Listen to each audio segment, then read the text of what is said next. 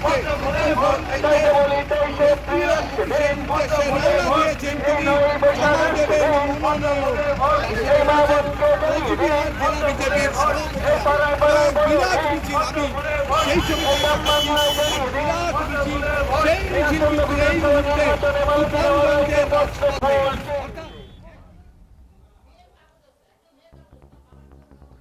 তুফানগঞ্জে কর্মী সমর্থকদের নিয়ে মনোনয়ন জমা দিলেন বিজেপি বিধায়িকা মালতী রাভা রায়।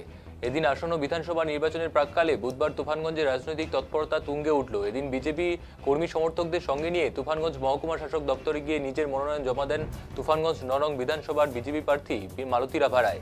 এদিন সকাল থেকে তুফানগঞ্জ শহরে বিজেপি নেতাকর্মীদের ভিড় ছিল চোখে পড়ার মতো। বিধায়িকা মালতী রাভা রায়ের নেতৃত্বে এক বর্ণাঢ্য শোভাযাত্রা তুফানগঞ্জ শহর পরিক্রমা করে। এদিন মিছিলে দলীয় পতাকা হাতে কয়েক হাজার কর্মী সমর্থক অংশ নেন। এদিন তুফানগঞ্জ শহর পরিক্রমা শেষে বিধায়িকা সরাসরি মহকুমা শাসকের দপ্তরে পৌঁছে যান এবং সেখানে নিয়ম মেনে তার মনোনয়ন দাখিল করেন তিনি।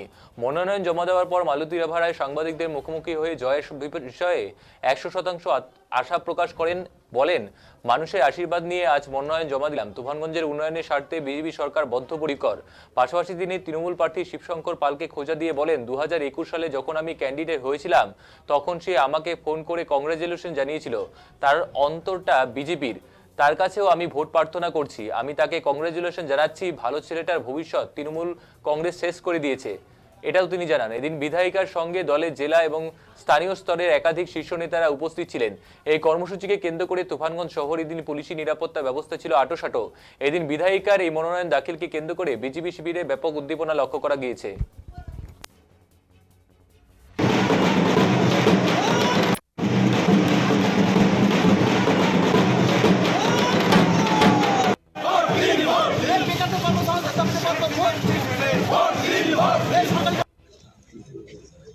দেখুন, নির্বাচনে প্রতিদ্বন্দ্বিতা করতে গেলে তো নমিনেশন সাবমিট করতে হবে, এই নির্বাচনের একটা অঙ্গ, তাই সাবমিট করে এলাম।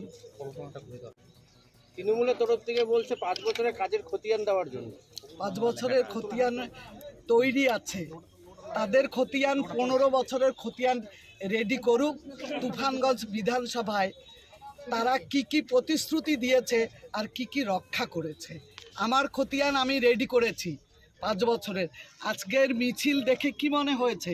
স্বতঃস্ফূর্তভাবে মানুষ বেরিয়ে এসেছে।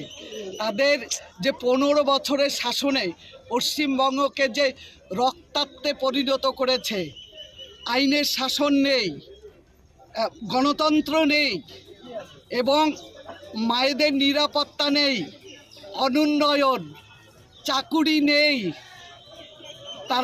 তাদের খতিয়ানটা তৈরি আছে। তো এবার বাংলা থেকে যারা আমার খতিয়ান চাইছে তারা এবার বিদায় নিচ্ছে বাংলা থেকে, নিজেদের খতিয়ান দেখা।